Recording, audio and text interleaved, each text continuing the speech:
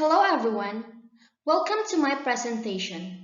This morning we will talk about multilingualism and bilingualism.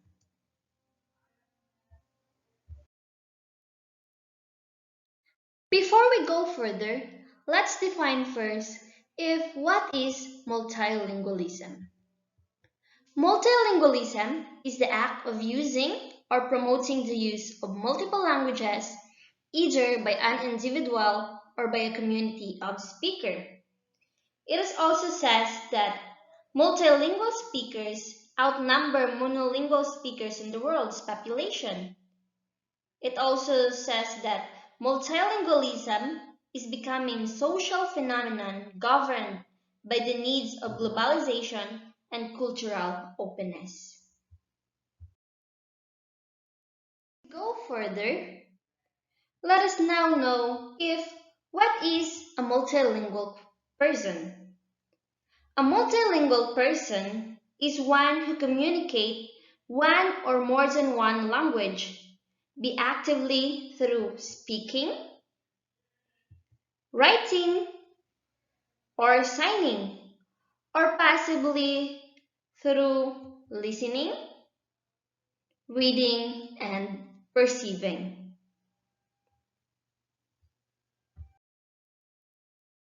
There are also terms mentioned like bilingual and trilingual are used to describe comparable situation in which two or three languages are involved. A multilingual person is generally referred to a polyglot. Poly, poly in Greek means many, and glut in Greek means language. To really know what is a multilingual person, multilingual speakers have acquired and maintained at least one language during childhood, or the first language. Then, the first language or the mother tongue is acquired even without formal education. It also says there that children acquiring two languages are called simultaneous bilingual. But take note, in case of simultaneous bilinguals, one language usually dominates over the other. Let us move forward. There is a possibility for a child to become a naturally trilingual by having a mother and a father with separate languages being brought up in a third language environment. Like for example, your dad speaks English and your mom speaks Indonesian.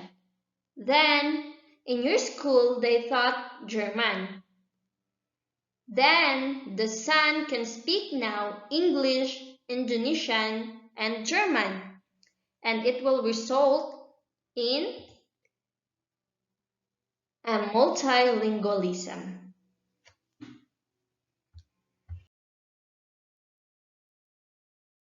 Let us now take a look in a varied perspective of multilingualism. First, there are some groups of academics argues for the maximal definition of multilingualism. It says there that speakers are as proficient in one language as they are in others and have much knowledge and of control over one language as they have of others. On the other hand, another groups of academics argues for minimal definition of multilingualism based on use. They said that tourists who can successfully communicate phrases and ideas even not fluent in the native language of foreign can be considered bilinguals.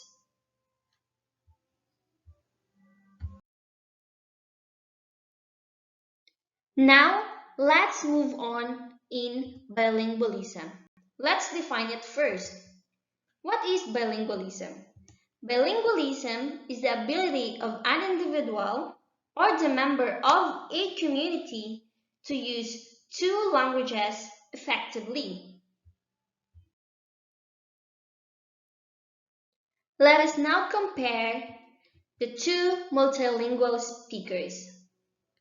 Linguists have distinguished various types of multilingual competence, which can be put into two categories. And these two categories are compound bilingualism and second is coordinate bilingualism.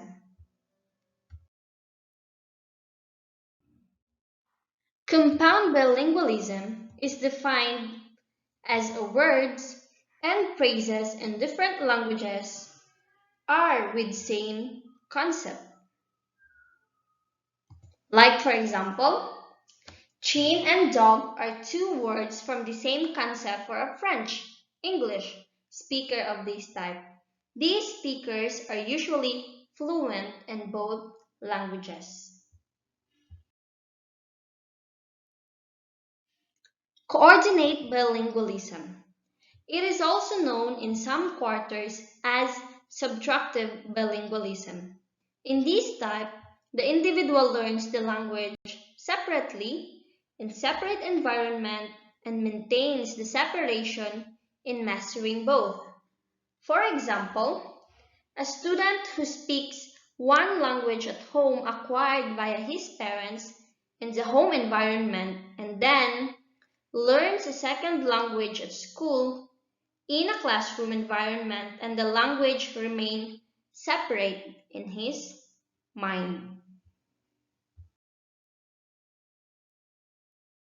Many theories are now beginning to view bilingualism as a spectrum of continuum of bilingualism that runs from relatively monolingual language learner to highly proficient bilingual speaker who function at high levels in both language. Let us now take a look on receptive bilingualism. Receptive bilingualism are those who have the ability to understand the second language but does not speak it. Then, it may rapidly achieve oral fluency when placed in situations where they are required to speak two language. The widespread of multilingualism is one of the form of language contact. Multilingualism was common in the past. In early times, when most people were members of small language communities, it was necessary to know more than two languages. Some multilinguals use code switching, a term that describes the process of swapping between languages. In many cases, code switching is motivated by the wish to express loyalty to more than one cultural group. Let us now take a look on the linguistic level of multilingualism. There are sequential model, bilingual model, and coordinate model. So, let's talk about it further. Sequential model. In this model, learners receive literacy instruction in their native language until they acquire a threshold literacy proficiency. Some researchers use age 3 as the age when child has basic communicative competence in L1. For bilingual model, the native language and the community language are simultaneously taught. The advantage is literacy in two languages as the outcome. However, teachers must well verse in both languages and also in techniques for teaching a second language. Coordinate model. This model posits the equal time should be spent on separate instruction of native language and the community language. The native language class, however, focuses on the basic literacy, while the community language class focuses on listening and speaking skills.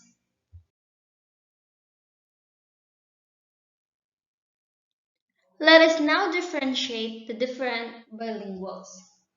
The first bilingual is early versus late bilinguals. Early bilingual is someone who has acquired two languages early in childhood, usually received semantic training, learning of a second language before the age of 6. And in late bilinguals, it is someone who has become a bilingual later than childhood or after the age of 12. The second one is that balance versus dominate bilinguals. In balanced bilingual, it is someone whose mastery of two languages is roughly equivalent. On the other hand, the dominant bilingual, it is someone with greater proficiency in one of his or her languages and uses it significantly more than the other language. Then there are also terms semilingual, which is someone with insufficient knowledge of either language. Then, number 3, there is additive versus subtractive bilinguals. Additive bilingual is that the learning of a second language does not interfere with the learning of the first language.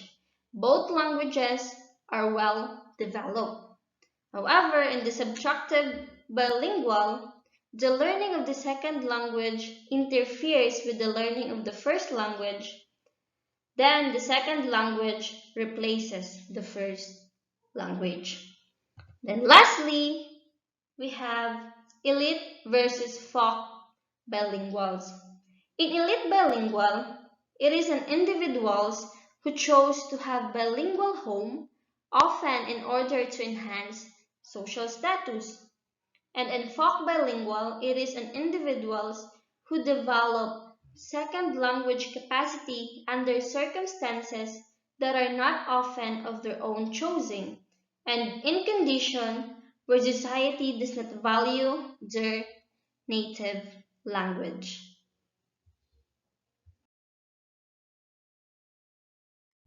I hope you have learned something new about this presentation. Thank you for listening. God bless everyone.